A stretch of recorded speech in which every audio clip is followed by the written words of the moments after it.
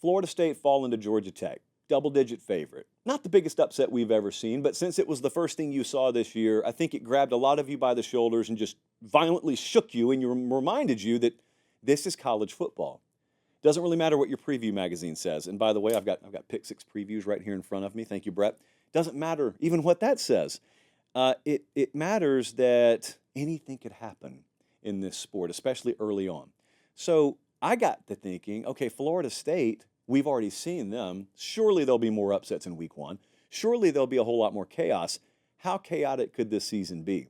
See, a lot of you me included, not just a lot of you, a lot of us watch that Florida State upset, and it's not just Florida State gets beat. It's Florida State got beat. Is that the last time they're going to lose this year? Florida State got beat. Wow, who's the favorite in the ACC now? Florida State got beat by Georgia Tech. How good could Georgia Tech be? So there's this big ripple effect off of everything that happens in this sport, some more chaotic than others. And I'm asking myself, what are the real chaos pivot points this year? What are the things that if they happened, it would just blow the entire sport up and we'd be on the fast track to 2007 2.0? If you don't know, look it up, kids. So I got to thinking, and I've got some scenarios here, but I'd love to hear from you guys as well. There is this chance, since we have the new expanded playoff and there's an auto bid for the G5, you know, everyone's record and everyone when they project it, me included, I put Memphis in there. I had Memphis going like 11-1 or something like that, and I thought they'd get in over an undefeated Liberty. But hey, what if it doesn't happen like that? What if the highest ranked G5 conference champ is ranked in the 20s? But they get a spot just because some rule says they get a spot. Now, that sounds crazy. It's not crazy at all. Last year, Liberty, at the end of the year, was the highest-ranked G5 conference champ. They were 23rd. So if nothing else besides last year gets copied and pasted here, we're going to have a team ranked in the 20s put in the college football playoff just because someone said they deserve a shot. Tulane, the year before, number 16. They're in. So, yeah, there could be a situation where someone's ranked 8th and they get in, and it makes perfect sense. There could also be a situation where someone's ranked 24th and they get in. And it's at that point you guys look around and realize, oh, that's what that means? That's what the G5 auto bid means? So that's the first thing at the end of the year that could happen. But I'm thinking, like, what if the ACC loses more week one games? So Florida State lost to Georgia Tech, but then we get into week one. This coming week, we'll predict these games Tuesday night. Miami goes to Florida. It's a really big game for the ACC. Clemson plays Georgia. What if the ACC goes 0-2 there? What if by the time the dust settles on week one, Florida State, Miami, and Clemson all have losses? Now, that doesn't derail your conference championship hopes. In fact, these two, Clemson and Miami, don't even play conference games in week one. But what we'd be talking about already, before week two even gets here, we'd be talking about how the ACC is only going to be able to get one team in the playoff. And it's just, I rub my temples already thinking about how we're talking about the playoff and how many conference spots you're going to have. Couldn't be me, but it may be. So that could happen. But also, hey, in the meantime, the conference race would be wide open. You're looking at the odds to win this thing again this year. Louisville, Virginia Tech, NC State, SMU would be even more in the thick of it, and that's before we know what Georgia Tech does. Syracuse, floating around out there with one of the most workable schedules this year.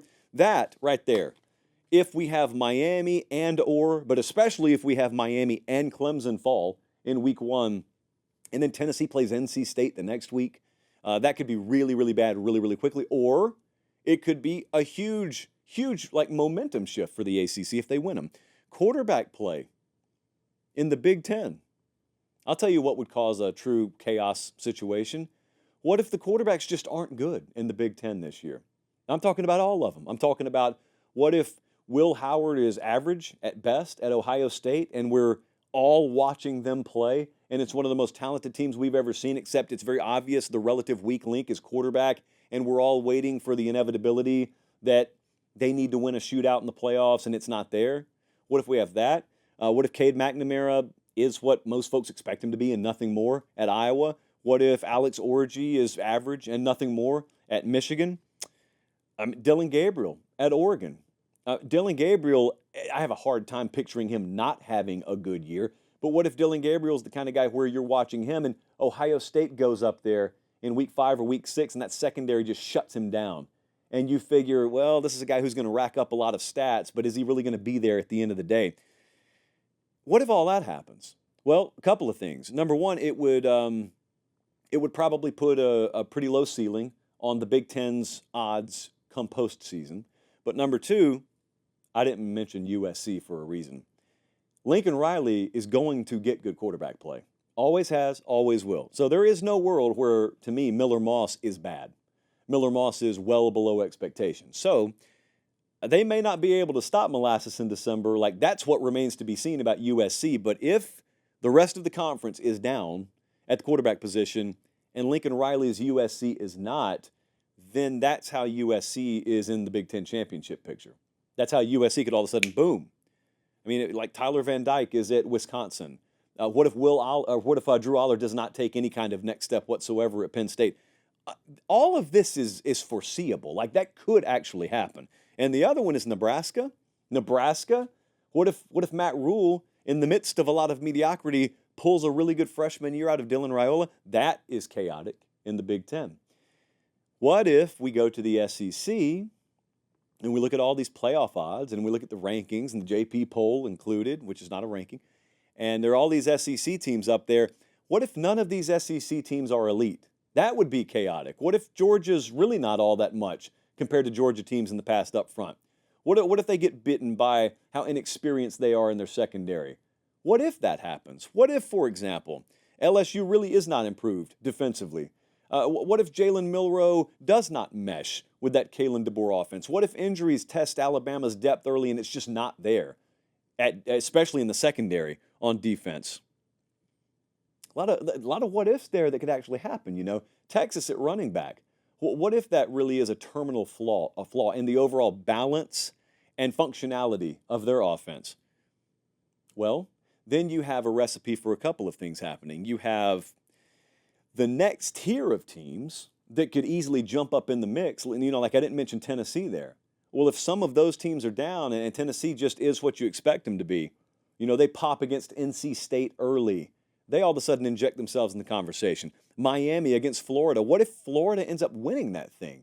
No one's going to expect anything from Florida because of the schedule, but Florida could at least be a nightmare for other teams to play. What if Texas A&M beats Notre Dame by 13 in week 1, and all of a sudden everyone's saying, Mike Elko, a contender?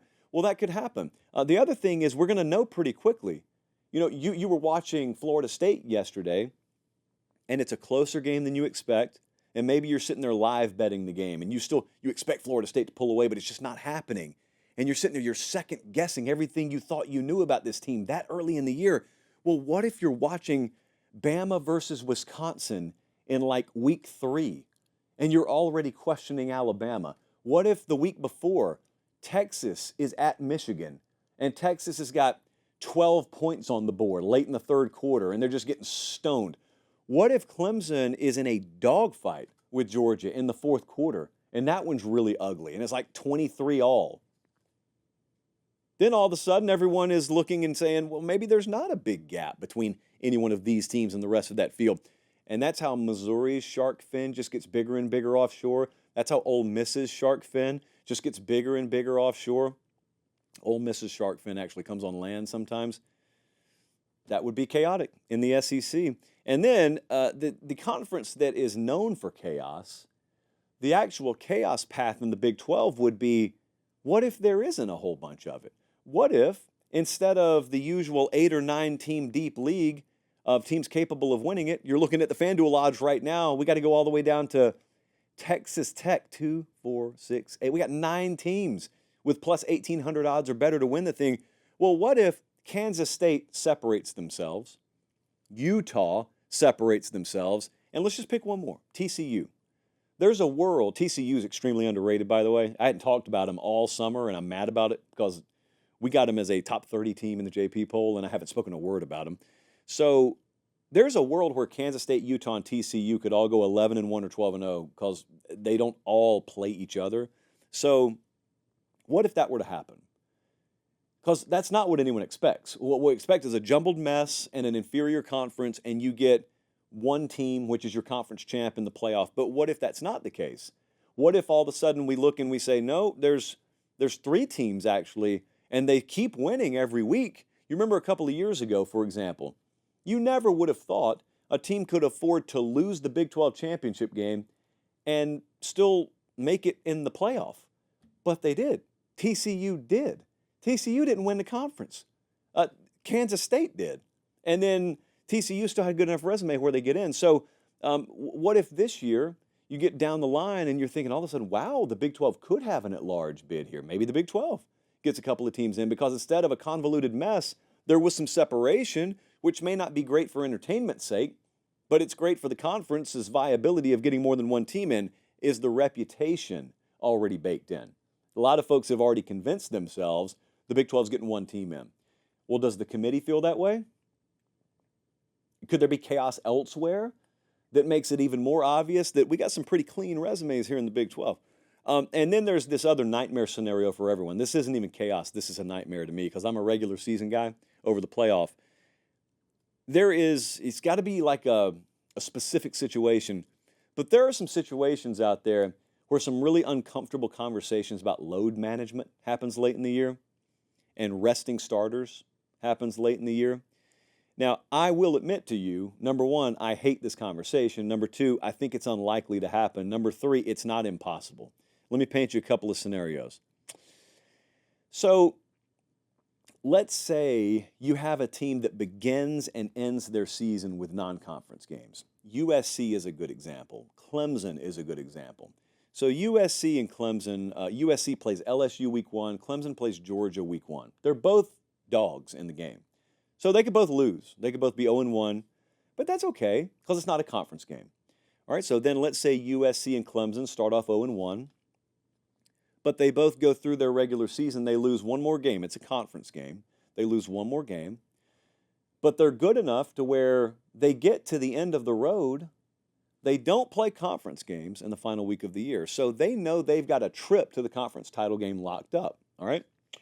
And especially in Clemson's case, let's say the ACC's down this year. So they go into the South Carolina game. They're already a 2-loss team. And before they even go to South Carolina, they know their only shot of making the playoff is the next week winning the conference title game. Doesn't even matter, because the only shot they have is the auto bid they would get from winning the conference. Otherwise, they're not going to be in. How do they handle the South Carolina game? I know what you guys are thinking to yourselves up in South Carolina or over in South Carolina. You're thinking, this would never matter in a rivalry game like this. The sanctity and integrity of that rivalry game is worth more than. It is to me, I agree with you. Is it worth more than that to head coaches? Is it worth more than that to people with incentives in their contract? Is it worth more to universities that know they stand to substantially financially gain from punching their ticket to the postseason, winning a conference title, etc.? It is an outlier of a scenario, but if you don't think that you could have a 9-2 Clemson, I'm using Clemson as an example, 9-2 Clemson, and they're going into the South Carolina game, and you already know, regardless of the outcome of that game, your postseason hopes are riding on the next week. Because you're already in a watered-down ACC looking at a situation where only the conference champ's going to get in. There is no at-large hope for you. You could beat Clemson, you could beat South Carolina into a coma. If you go lose a third game, even if it's your conference title game, you're not going to get in. How are you handling your rotation there for the South Carolina game? Utah goes to UCF the last week of the regular season. What if Utah already has a spot in the Big 12 championship game locked up, and everyone's already come to realize the Big 12 is going to get one spot in the playoff? It's going to be for the conference champ. Do they rest starters on the road? Even if it's a conference game. If they know they're already locked in, it's irrelevant, totally irrelevant. So we're in a situation now where we get auto bids, and that's how we determine seeding, and that's how we determine first-round buys, and doesn't matter if you got 6 losses. Somehow, if you win a conference, you get in. That could create some really interesting and compromised positions for head coaches at the end of the road. Hope it doesn't happen. Could cause chaos, though.